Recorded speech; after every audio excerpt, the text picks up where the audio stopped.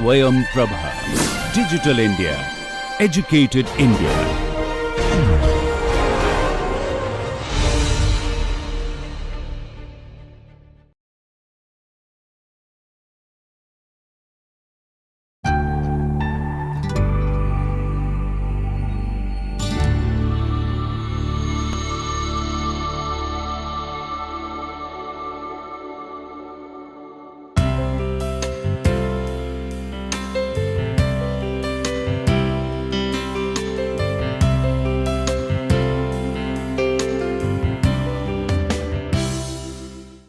Hello students, we come to the last and final presentation of this series on modern Indian architecture, and that is the search for a new architecture part 5. Major cities are experiencing issues with regard to infrastructure, basic planning and sanitation, and there are major issues of concern even from the earlier generation with regard to these issues that is reflected in the works of architects again like B.V. Doshi and Charles Correa. Therefore now there is this outlook that architecture and planning ought to be looked at homogeneously. If you remember last time I talked about the smart cities vision and the PMAY scheme of the government, one looking at the overall city and one looking at housing particularly, and therefore the outlook of architecture and planning to be looked at homogeneously, realizing that working in silos for their own buildings is not going to be workable anymore. Therefore, major initiatives are needed even in urban planning by architects, not only planners. And for architects like Christopher Benninger, the focus to integrate architecture with urban planning is already there. Many are beginning to look at the larger picture within their cities, and rather than focusing solely on their individual projects. So, your project and the impact it has on the overall city and the impact it has on the environment, natural environment, are both of importance for an architect today. So there is a need being felt for architects and architecture to engage with cities. Housing, for example, is a problem, but it is also an opportunity. How?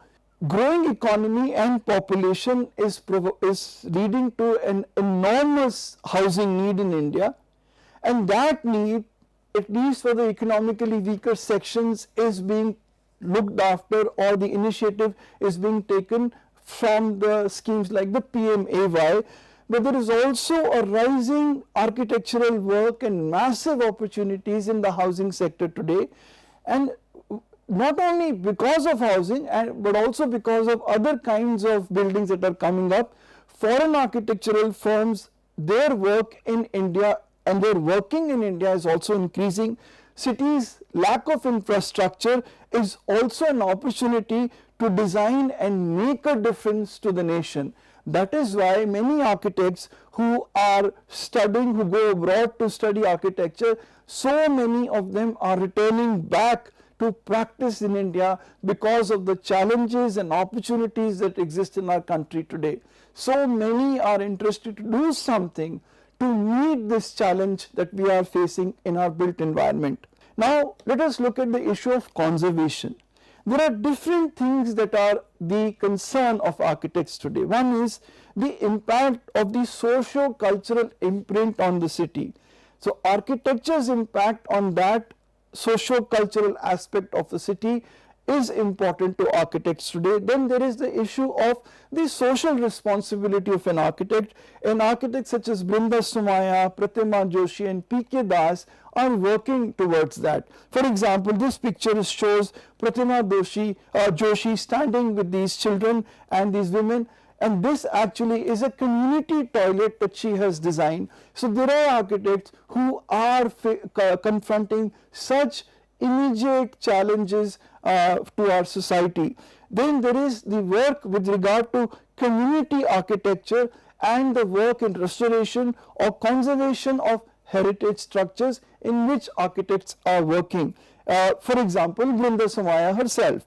And then there are architects like Nimish Patel, Parul Zaveri and Bijoy Jain, who are bringing forward the immense resource of craftsmanship and craftspeople, which is already a dying art, but they are working with enthusiasm to bring a revival in that. So there is this exploration of an Indian identity in architecture, an architecture that is true to our culture, that reflects our own socio-cultural identity, is gaining credence. Earlier, when we talked of the works of Charles Correa and B.B. Doshi, Raj Rival and Laurie Baker, they were representative,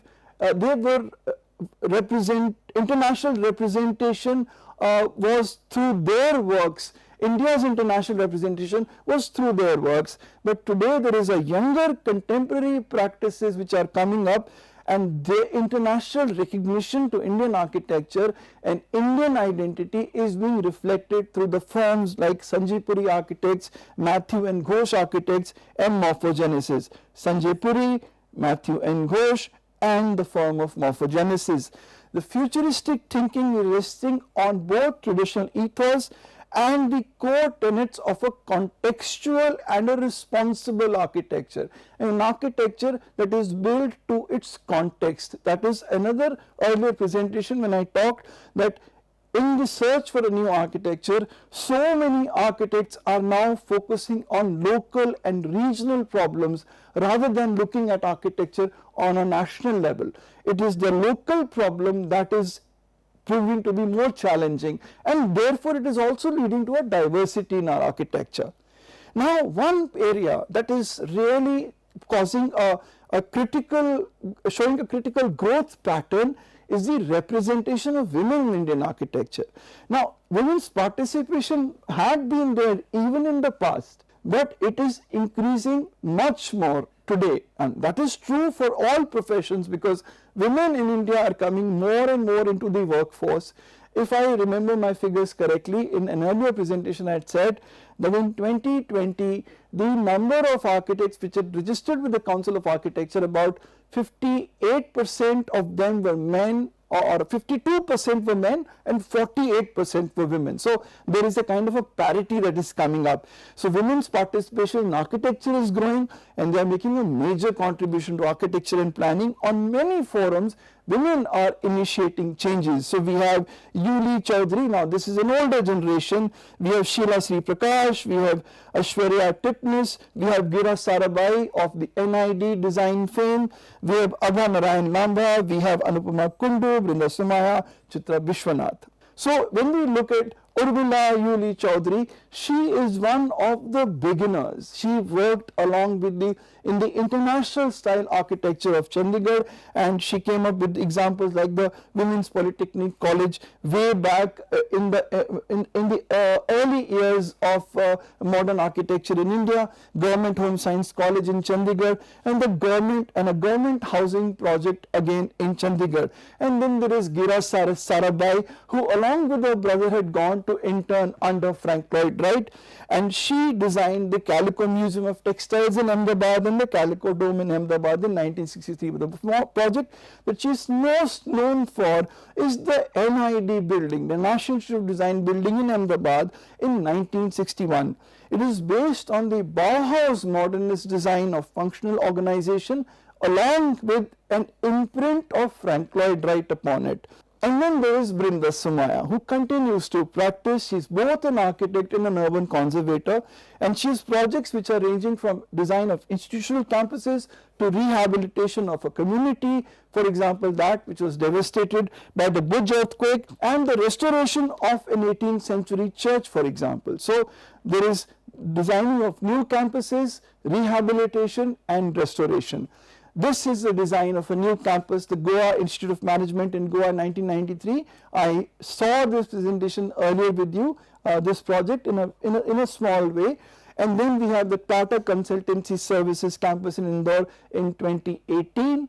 We have the rehabilitation of the Badli village of Bhuj, in which the plinths of houses are composed of the rubble that was there from the earthquake debris. And then the project, the houses are reinforced with RCC plinth beams. Now it's got a threefold system of beams to maximize strength. a beam at the sill level, at the lintel level and the roof base. The idea of a seismic band both provided both at the plinth level and the sill, then there is one at the sill level and there is one at the roof base, or rather I should say at the sill level, the lintel level and the roof base. So at 3 points these bands or beams are added to provide reinforcement from seismic events in these buildings. Then there is the Rajabhai Clock Tower and Library building in Mumbai that was restored by her in 2013. And there is Anupama Kundu, who was educated in the Sir J.J. School of Architecture. She graduated in 1989, then did a doctoral degree from TU Berlin in 2008 and designed many buildings with energy and water efficient infrastructure adaptations. So one of her most famous projects is the Wall House at Auroville she designed in 2000, and then there is the Voluntariat Home for Homeless Children in Pondicherry in 2008, which is an innovative construction which is both low cost and environmental friendly. It has got these in situ fired mud bricks which are both durable and water resistant. And then there is Chitra Vishwanath, who had a diploma in civil engineering from Nigeria, then got a B.Arch from CEPT Ahmedabad and started her practice in 1990. She works in ecology and ecological and sustainable architecture and gives utmost importance to the ecology of the site and the use of eco-friendly materials. The material she consistently works with is earth. And she, for example, in the Buddhist school in Bangalore in 2019, the walling element was compressed earth blocks or CEBs, and for floors, roofs, she used conventional RCC. CEBs were manufactured on site. The soil was sourced from the basement of a large apartment complex that was coming up about 5 kilometers away, and the earth that was being taken out to create the basement of the project was then used here to make the CEBs, and thus it greatly reduced the material footprint and thus the carbon footprint of the project. Then she designed the Hornbill House in Tamil Nadu in 2010. It is a zero debris project because she used local mud as the main construction material. Then there is a very famous project of hers called the Yellow Train School in Coimbatore in 2013. Here the classroom and the play spaces are approximately 1.5 meters below road level to provide soil for the construction that is taken out because of the earth digging that has been done. The entire roof's water is harvested, the rainwater is harvested, and the building is completely accessible from a ramp that has been created to go down into the areas, and it is more daylit and it is ventilated passively. So again here she is using soil as a construction material. So 3 projects in series where she has used earth as her primary construction material. And then of course there is Revati Kamath, who unfortunately passed away in 2020 from 1955 to 2020, and she was an Indian architect and planner based in Delhi and a pioneer of mud architecture in India. Along with her husband Vasant Kamath, she made so many interesting projects. She practiced for 4 decades in sustainable design, for which she received the World Women in Arts, Architecture and Design Sustainability Award in 2018.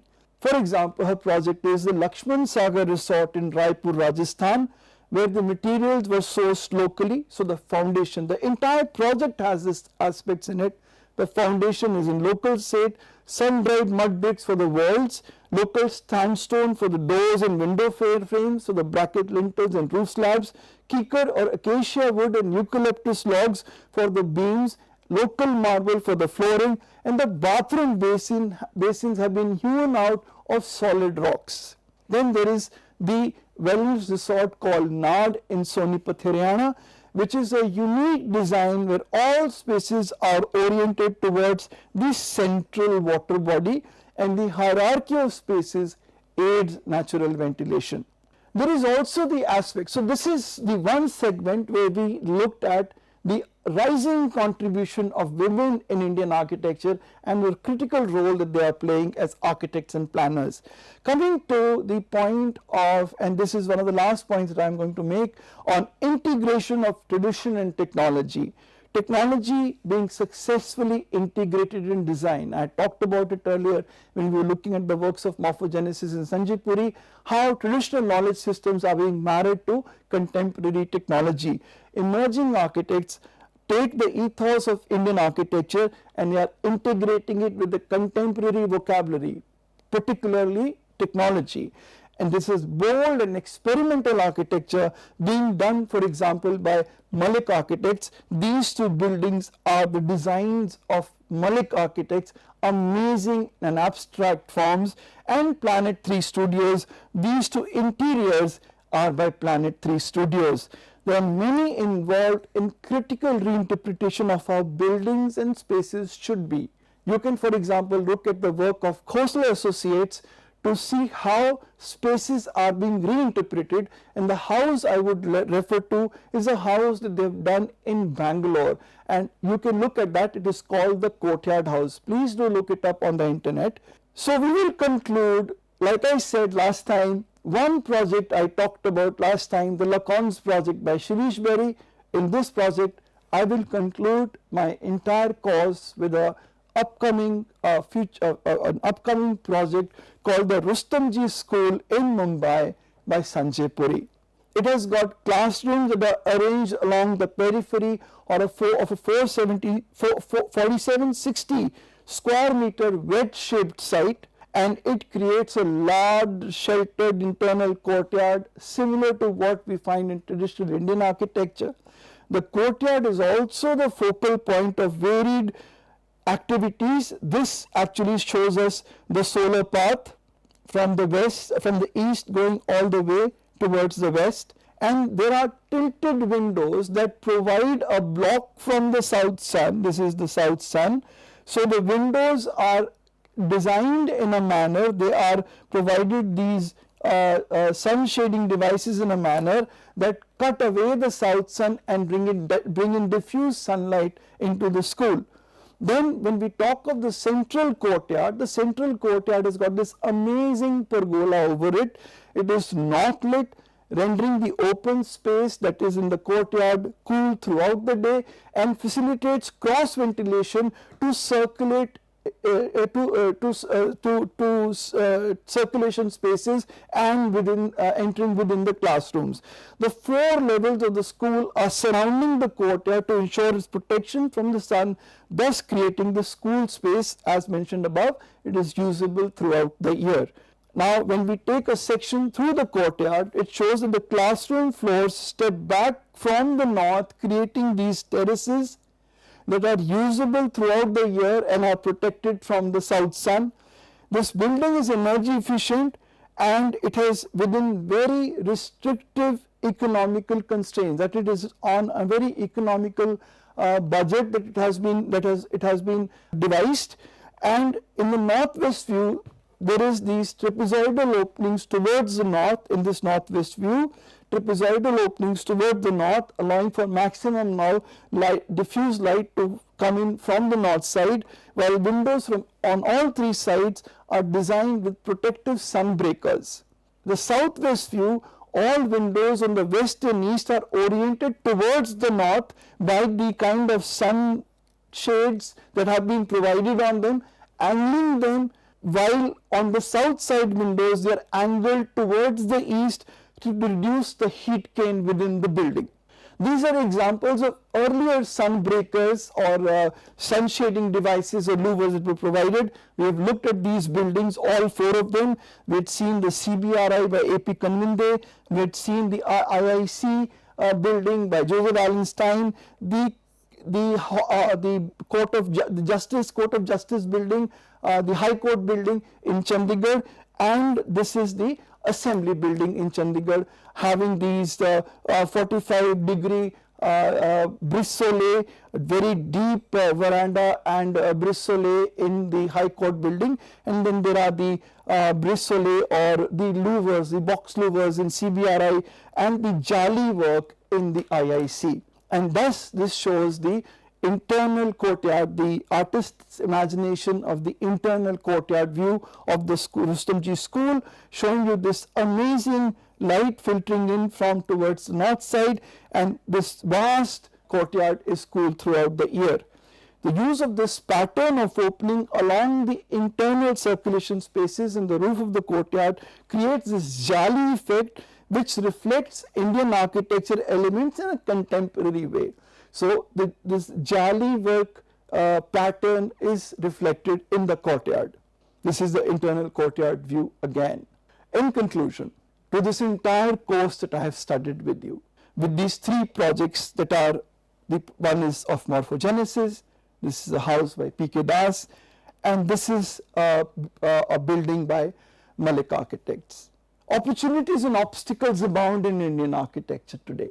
The architecture or the world of architecture that you will walk into as professionals of architecture, or that you will walk into as academicians or researchers, because research and practice are together going to bring a meaningful change in architecture and planning.